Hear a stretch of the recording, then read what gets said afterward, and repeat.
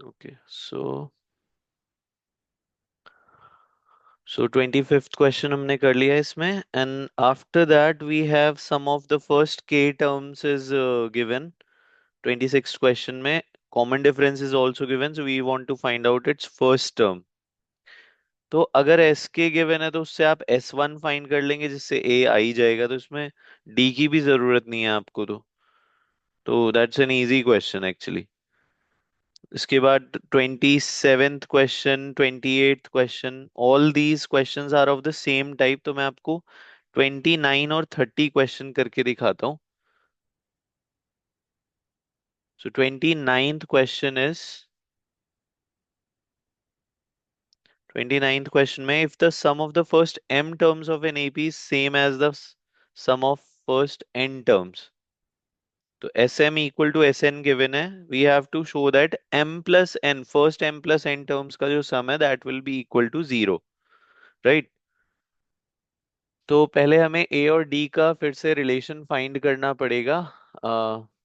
This will be, इसमें formula apply कर देते हैं. m/2 2a plus m-1 * d is equal to n/2 2a plus n-1 * d. So ये 2 cancel हो जाएगा, दोनों में डिनोमिनेटर में 2 है. एंड देन हम इसको ब्रैकेट ओपन कर देते हैं. सो it will B 2am plus m into m-1 * d is equal to 2an plus n into n-1 * d. So 2am minus 2an equal to n into n-1 * d minus m into m-1 * d. Right? तो ये हमने a वाली terms को अलग कर दिया and d वाली terms को अलग कर दिया. So now we can take 2a common from this. So you'll get m minus n. And from here we will take d common. So you will get n square minus n minus m square plus n, m हो जाएगा. Minus minus becomes plus. So यहाँ पर बाकी सब चीजें तो as it is रखेंगे. यहाँ पर हम क्या करेंगे, m minus n minus common ले लेंगे तो ये बचेगा m² माइनस n². तो हमने इसको रीअरेंज कर दिया टर्म्स को. और m² minus n² can be written as m plus n into m minus n. तो एक m माइनस n यहाँ हो गया m plus n into m minus n according to the identity. Right. So now you can see m minus n is common from this whole bracket. क्योंकि ये first term है m minus N, ये second term में भी m minus N आ रहा है, और यहाँ पर तो है ही ऑलरेडी m माइनस एन. तो m माइनस एन अगर हम कॉमन लेते हैं यहाँ पर, so you will get 2a m minus N equal to d into m minus N. Bracket में आएगा 1 minus m plus n. So m minus N से m माइनस एन कैंसिल हो जाएगा and 2a will be equal to d into 1 minus m minus n. अभी आपका a और d का relation इतना आया है. After that we want to show that the sum of the first m plus n terms is zero.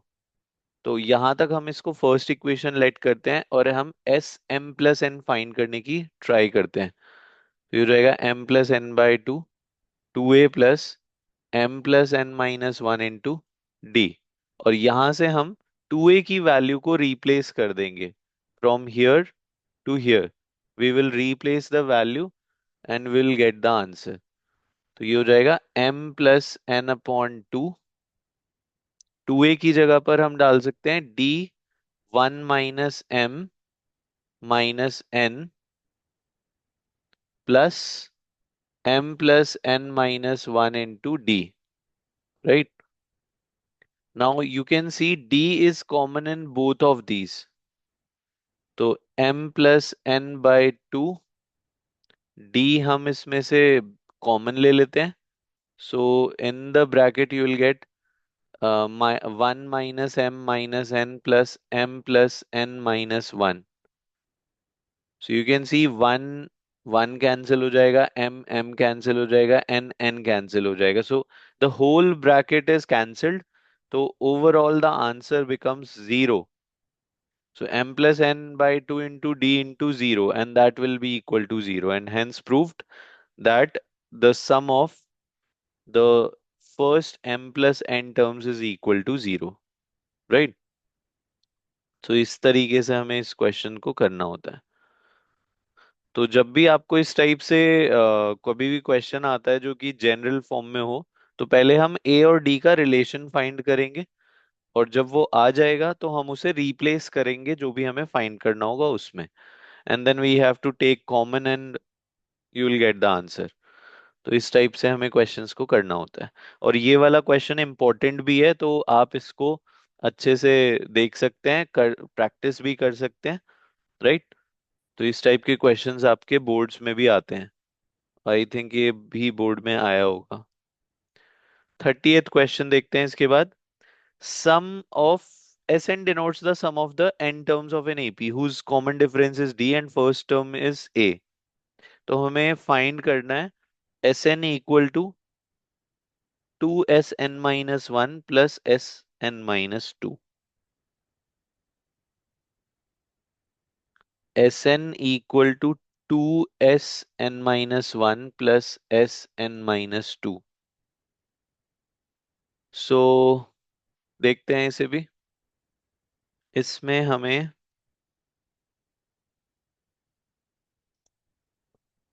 I think इसमें ना question थोड़ा सा इनकम्प्लीट है. इसमें ये नहीं बताया कि हमें फाइंड एक्चुअल में क्या करना है. आई थिंक एन ही फाइंड करना होगा अगर ये दिया है, या फिर ये प्रूव करना होगा that S N is equal to this whole. तो हम पहले एन ट्राई करते हैं कि एन इससे आता है या नहीं. तो 2a plus N minus one into D equal to 2 into N minus one by two. 2a plus n-1 into D plus n-2 by 2. 2a plus n-2 - 1 into D. So from the whole equation you can see, अगर हम पूरी equation को 2 से multiply कर दे तो सबके denominator में 2 है, तो वो कैंसिल हो जाएगा. So you will gate 2an plus n into n-1 into D. यहाँ पर हो जाएगा 2 into n-1 into 2a plus n-2 into D plus n-2 into 2a plus n-3 into D. तो ये आपके पास फाइनल आ गया. इसको देखते हैं. 2an n square minus n into D equal to, इसमें हम कर सकते हैं 4a into n-1 plus 2 into n-1 into n-2 into D plus 2a into n-2 plus n-2 n-3 into D. Right? तो ये आपके पास आ गया फाइनली. अब हम a, जिनमें a है उन सबको एक साथ ले जाते हैं एक तरफ. तो ये हो जाएगा 4a into n-1 and -2a into n-2 equal to, और d वाले सभी टर्म्स को एक साथ लिख लेते हैं. 2n-1 into n-2 into D plus n-2 into n-3 into D minus n square minus n into D. Right? तो इस टाइप से आपने ये a और d वाले सेक्शंस को अलग अलग कर लिया. अब a को कॉमन लिया जा सकता है, तो you will get minus, sorry, 2n -4n plus 4 and -2n+4 equal to, यहाँ पर भी हम d कॉमन ले सकते हैं. So you will get n-1 into n-2 will become n square -3n+2। ऐसे ही इसको करेंगे तो n² - 5n+6। एंड इसको करेंगे तो -n² - n हो जाएगा। राइट। इसको सॉल्व करना है हमें। सो a into, first of all 2n cancel हो रहा है, तो ये बचेगा -4n+8, 8 - 4n basically. 8 - 4n equal to d into, so this will be n² is getting cancelled here, तो ये रहेगा 2n² - 6n +4 -6n and +6 I guess। And अगर हम इसको और फर्दर सॉल्व करते हैं तो will get 2n² - 12n +10। I think ये क्वेश्चन में n तो सॉल्व नहीं हो पाएगा, क्योंकि a और d की टर्म्स में ही आपका आंसर आएगा। तो आई थिंक क्वेश्चन में थोड़ी सी प्रॉब्लम है, या तो ये इनकम्प्लीट है या फिर इसमें कुछ और पूछा गया है। प्रूव करने के लिए हो सकता है। तो मैं एक बार प्रूव करने के लिए और ट्राई कर लेता हूँ, इससे तो ये नहीं होगा, तो ये वाला आपको नहीं करना। तो इसमें RHS लेके हम कर सकते हैं। 30th क्वेश्चन देखते हैं। RHS which is 2Sn - 1 + Sn - 2, n - 1/2, 2a + n - 2 into d हो जाएगा, plus n - 2/2, 2a + n - 3 into d हो जाएगा ये। राइट। सो 2 कैंसिल हो जाएगा, you will get 2a n - 1 plus n - 1 into n - 2 into d plus a into n - 2, n - 2 n - 3 upon 2 into d। सो अगर हम इसको सॉल्व करते हैं, a कॉमन लेते हैं, तो ये बचेगा 2n - 2 प्लस n - 2। और अगर इसमें से लेते हैं तो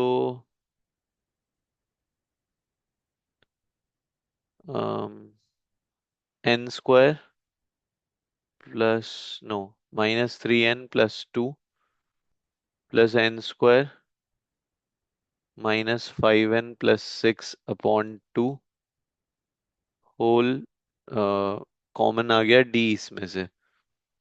सो if you solve it, you will get 3n - 4 into a। And इसमें भी हमें वो करना पड़ेगा LCM, तो भी ये SN के इक्वल नहीं आएगा, क्योंकि आपका ये फर्दर सॉल्व हो ही नहीं पाएगा इससे आगे। इसका मतलब क्वेश्चन में कुछ प्रॉब्लम है, अ, जो इसमें हमें बताया नहीं गया है एक्चुअल में कि क्या है। राइट। तो इस क्वेश्चन को अभी हम यहीं छोड़ देते हैं। मैं एक बार चेक कर लूंगा इस क्वेश्चन को कि इसमें क्या प्रॉब्लम है। तो अभी हम आगे करते हैं, 3 मार्कर क्वेश्चंस हैं इसके।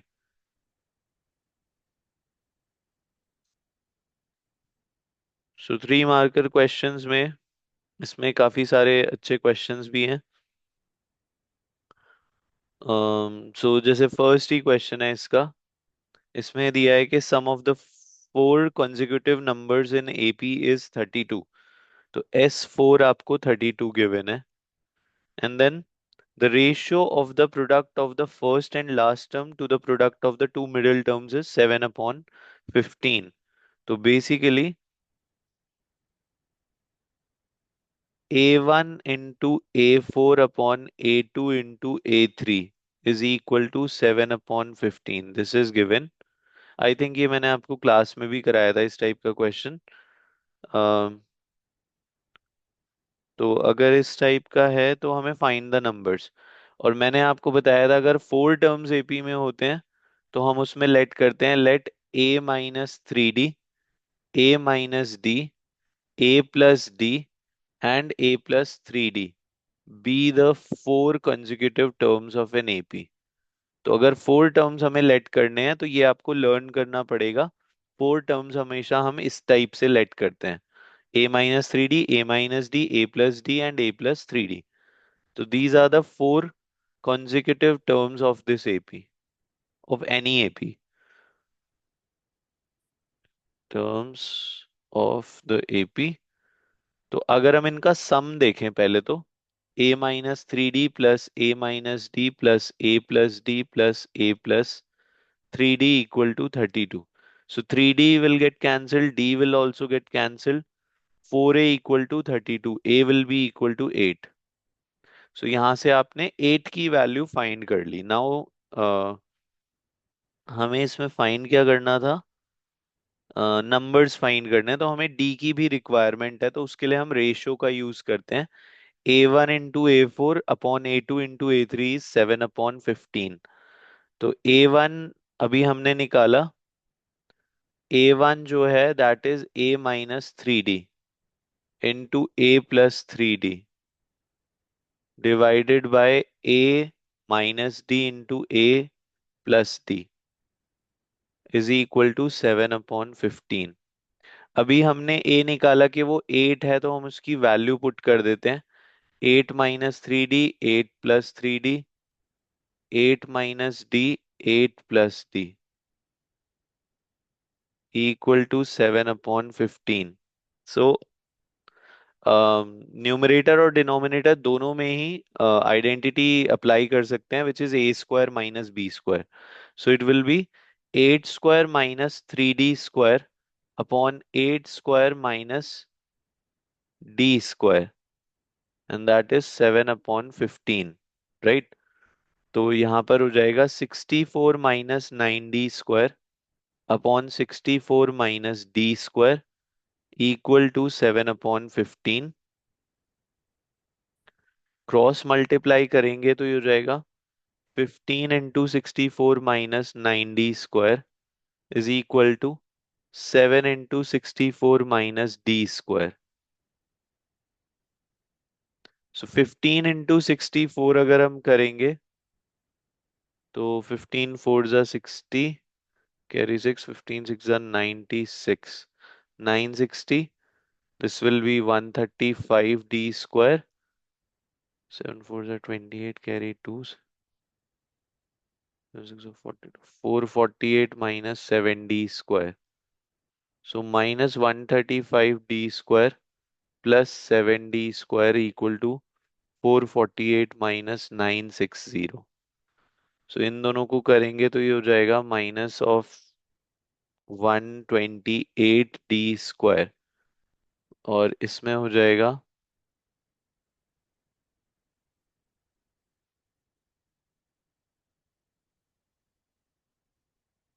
आई think 512। So d² will be equal to 512 divided by 128। इसको 2 से कैंसिल करके देखते हैं, 2 2 ज़ा 4, 2 5 ज़ा 10, 6, 64, and I think 256 and 64 both are the squares of which number? 256 is the square of 16, I think, 16/8। सो ये कैंसिल होके 2 स्क्वायर आ जाएगा, तो d will be, no, d² sorry, d² is equal to 2 square and d will be equal to 2। और you can say -2 भी हो सकता था, क्योंकि इसमें स्क्वायर है, तो जब हम स्क्वायर रूट लेंगे तो इट विल बी +-2। तो आपके पास a और d की, मतलब d की दो वैल्यूज आ गई, +-2, एंड a की तो a की वैल्यू आई है दैट इज 8। तो उसके अकॉर्डिंग हम उसे a-3d, a-d इन सब में पुट करके और नंबर्स फाइंड कर सकते हैं इजीली। तो ये वाला मेन पार्ट है इसमें जो आपको सॉल्व करना आना चाहिए, राइट। और ये जो लेट करने वाला पार्ट है ये बहुत इंपॉर्टेंट है, कि 4 कंसेक्यूटिव टर्म्स अगर हों तो उनको इसी टाइप से आपको लेट करना है हमेशा। तो इस क्वेश्चन को इसी बेसिस पे अगर आप करेंगे तो वो हो जाएगा, अदरवाइज ये क्वेश्चन नहीं हो पाएगा। क्लियर? तो आगे करते हैं इसमें। Now the second question says that the sum of the first 7 terms is 63 and the sum of that of its next 7 terms is 161। Okay, तो 1 से लेके 7 टर्म्स तक का सम आपको गिवन है 63, एंड 8 से लेके 8th term to 14th term का जो सम है दैट इज 161। तो इस टाइप के क्वेश्चन में जब आपको नेक्स्ट 7 टर्म्स या नेक्स्ट 10 टर्म्स का सम गिवन होता है, तो पहले तो आप S7 लिखेंगे 63, और जब आपको नेक्स्ट 7 टर्म्स जो बोला है that will B S14 minus S7, क्योंकि आगे के 7 टर्म्स के लिए हम S7 का यूज नहीं कर सकते, राइट। तो उसमें हमने क्या किया, जो स्टार्टिंग के 14 टर्म्स का सम है उसमें से शुरू के 7 टर्म्स का सम को हटा दिया, तो बाकी आगे के 7 टर्म्स हमें मिल जाएंगे। तो ये 161 है। इसमें से S7 की वैल्यू हम ऑलरेडी जानते हैं, और ये हम पुट कर देंगे, और इसको S14 हमारे पास यहाँ से आ जाएगा 161 plus 63, and that is equal to 4, 2 and 2, 224। So आपके पास there are two equations now, first is this one, second is this one. इन दोनों को हम सॉल्व कर सकते हैं। तो this can be written as 7/2 2a plus 6d equal to 63। So clearly 2 common लेके हम कैंसिल कर सकते हैं, तो ये बचेगा 8 plus 3d, no, a plus 3d equal to 63। So 2 will get cancelled, 7 से ये कैंसिल हो जाएगा, 7 9 = 63। So a plus 3d equal to 9। एक तो ये इक्वेशन हो गई आपकी, ये फर्स्ट से आई है तो इसी को भी फर्स्ट ही ले लेते हैं। ऐसे ही सेकेंड को अगर हम सॉल्व करते हैं यहाँ से, तो this will be 14/2 2a plus 13d equal to 224। सो ये भी 7 आ जाएगा, 7 को हम उधर ले जाके डिवाइड कर देंगे, you will gate 224/7। 7 3 = 21, 7 2 = 14, 2a plus 13d equal to 32, and this will be your second term. Now multiply the first term by 2, तो ये हो जाएगा 2a plus 6d equal to 18। 2a plus 6d equal to 18, and second equation was 2a plus 13d equal to 32, and in दोनों को हम subtract करके a और d की वैल्यू फाइंड कर सकते हैं। 2a will get cancelled, this will become -7d equal to -14, right. So d will be equal to 2 then. So d 2 हो गया, तो इसको फर्स्ट इक्वेशन में हम पुट कर सकते हैं, that is a+3d equal to 9। So from equation number 1, a plus 3 into 2 equal to 9, a is equal to 9 minus 6, and that is a equal to 3. So this will be the answer. A की value आ गई, D की value आ गई, then we have to find the AP here. So therefore we can say AP will be 3, then 2 add करते जाना है उसमें, 5 7 9 and so on. So this will be your AP, right? So A और D अगर find हो जाते हैं तब तो हम कुछ भी फाइंड कर सकते हैं उसमें। So I hope this question is also clear. Then third question भी सेम टाइप का ही क्वेश्चन है। हम इसमें फोर्थ क्वेश्चन करते हैं इसका। फोर्थ क्वेश्चन में आपको गिवन है the ratio of the sum of first n terms of two APs, तो sum of n terms of the first AP upon sum of n terms of the second AP is in the ratio of 7n plus 1 upon 4n plus 27, right. अब Sn का अगर हम formula put करें तो ये हो जाएगा n/2 2a plus n minus one into, इसको A1 और D1 ले लेते हैं क्योंकि ये दो डिफरेंट एपी हैं, और यहाँ पर हो जाएगा n/2 2b1 plus n minus one into D2 equal to 7n plus one upon 4n plus 27। तो यहाँ पर आप देख सकते हैं n/2 से n/2 कैंसिल हो जाएगा, so you will get 2a1 plus n minus one into D1 upon 2b1 plus n minus one into D2 equal to 7n plus one upon 4n plus 27। तो इस टाइप के question में यहाँ तक करना तो बहुत इजी है, बट आफ्टर दैट आपको mth टर्म का रेशियो फाइंड करना है। एंड अगर आपको mth टर्म का रेशियो फाइंड करना है तो आपको a plus M minus one into D one, A1 plus M minus one into D one ऊपर चाहिए, और similarly B1 plus M minus one into D2 नीचे चाहिए। तो उसके लिए आपको क्या करना पड़ेगा, आपको डबल से एक ज्यादा हमेशा पुट करना पड़ेगा। फॉर एग्जाम्पल अगर आपको टेंथ टर्म इसमें चाहिए होती, टेंथ टर्म का रेशियो चाहिए होता, तो आप उसके डबल से एक ज्यादा करते। मींस टेंथ का, क्योंकि टेंथ टर्म चाहिए तो उसका डबल करेंगे 20 और प्लस वन 21।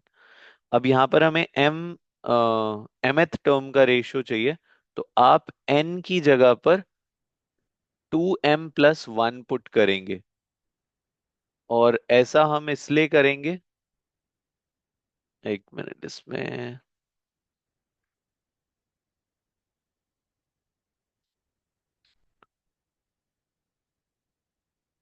2m डबल से एक कम करेंगे, sorry, not more than that, 2m minus one put किया जाएगा यहाँ पर। तो उससे क्या होगा, ये हो जाएगा 2a1 plus 2m minus one into D1, और यहाँ पर भी ऐसे ही 2b1 plus 2m minus one into D2, और यहाँ पर m की जगह भी यही पुट करना पड़ेगा, 2 7 into 2m plus minus one plus one divided by 4 into 2m minus one plus 27, right. अब आप देखेंगे 2m-2 आएगा यहाँ पर, तो जिससे कि 2 पूरे में से कॉमन आ सकता है, तो ये बचेगा A1 plus M minus one into D1, यहाँ से ये आ गया। Similarly from the denominator B1 plus M minus one into D2, and इसको अगर हम सॉल्व करते हैं तो 4m-7 plus one upon 14m-7 plus one, और ये हो जाएगा 8m-4 प्लस 27। सो यहाँ पर टू टू कैंसिल, ये आपका ए एम आ गया फॉर द फर्स्ट एपी, और ये ए एम आ गया for the second AP, which means the ratio of the mth term of both the APs. और इसको सॉल्व करेंगे तो you will gate 14m-6 upon 8m plus 23। This will be the answer. Clear. तो ये आपका ratio आ जाएगा। इसी type के क्वेश्चन में आपको कोई भी, इसमें तो फिर भी mth टर्म बोल दिया, अगर आपको कोई स्पेसिफिक टर्म भी बोल देते हैं, जैसे कि मैं अभी बोल रहा था कि टेंथ टर्म अगर पूछते हैं तो उसके डबल से एक कम हमेशा उसमें पुट किया जाएगा। जैसे कि फॉर एग्जांपल अगर टेंथ टर्म पूछा है तो आप 19 पुट कर देंगे, तो वो 18D, हाँ। तो वो फिर जब आप कॉमन लेंगे तो वो A1 प्लस 9D1 इस टाइप से बन जाएगा, और सिमिलरली डिनोमिनेटर में भी बन जाएगा, which is the ratio of the tenth term जो भी आपसे पूछा गया है। तो यहाँ पर आपको बस यही चीज याद रखनी है, जब भी एस एन का रेशियो गिवन हो आप उसे सॉल्व करेंगे, तो उसमें एन की जगह पर जो भी आपसे टर्म पूछी गई है उसके डबल से एक कम टर्म को हम पुट कर सकते हैं, उससे आपका आंसर इजीली आ जाएगा। तो ये चीज आपको थोड़ा सा याद रखनी पड़ती है कि किस में हमें क्या करना है, राइट। ऐसे ही देखिए फिफ्थ और सिक्स्थ क्वेश्चन आपके जो क्वेश्चंस थे, ऑप्शनल एक्सरसाइज का जो फर्स्ट क्वेश्चन है, फर्स्ट नेगेटिव टर्म क्या होगी, उसके बेसिस पे ही है। तो फिफ्थ क्वेश्चन है, जैसे एपी आपको गिवन है 20, 19 1/4, 18 1/2, 17 3/4 एंड सो ऑन। सो ए 20 है, डी 19 1/4 -20 है। तो इसमें अगर आप पहले से नॉर्मल फ्रैक्शन में चेंज करते हैं तो ये हो जाएगा आपके पास हाउ मच, 19,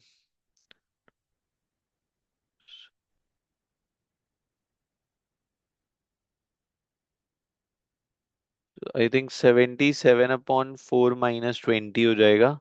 एलसीएम लेंगे तो 77 -80/4 एंड दैट इज -3/4। तो ए की वैल्यू आ गई, डी की वैल्यू आ गई। Now we want to find out the first negative term. तो उस केस में हमें A N less than zero लेके करना पड़ता है, which is a plus n minus 1 into d is less than 0, which is 20 plus n minus 1 into -3/4 less than 0। तो अगर मैं इसको पूरे को 4 से मल्टीप्लाई कर दूं, क्योंकि वो पॉजिटिव नंबर है 4, तो उससे कोई फर्क नहीं पड़ेगा। तो ये हो जाएगा 80 -3 into N minus one less than 0 हो जाएगा। तो 80 -3n+3 लेस देन 0। तो 83 इज लेस देन 3n हो जाएगा and n is greater than 83/3। तो यहाँ से n की जो वैल्यू है, n इज ग्रेटर देन होना चाहिए, ये 83/3 है, that is equal to 27 point something आएगा, अप्रोक्सीमेटली 66 ऐसा कुछ। इसका मतलब 27.66 से बड़ा होना चाहिए n, विच इज, तो 27.66 से नेक्स्ट इंटीजर 28 आता है। तो therefore we can say that 28th term will be the first negative term. So will write therefore 28th term will be the first negative term, right. तो इस type से करना है। ऐसे ही आपका सिक्स्थ क्वेश्चन है। Seventh question वही मिडिल टर्म वाला क्वेश्चन है, तो ये आप खुद ट्राई कर सकते हैं। और एट्थ क्वेश्चन भी अच्छा क्वेश्चन है, उसको हम कर सकते हैं।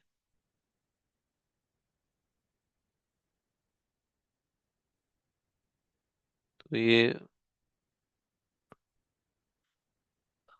मीटिंग ऑलमोस्ट ओवर होने वाली है, तो इसके जो बाकी बचे हुए क्वेश्चंस हैं उनको हम फिर नेक्स्ट क्लास में देखेंगे, राइट। तो अभी के लिए हम इतना ही करते हैं। तो I will see you in the next class.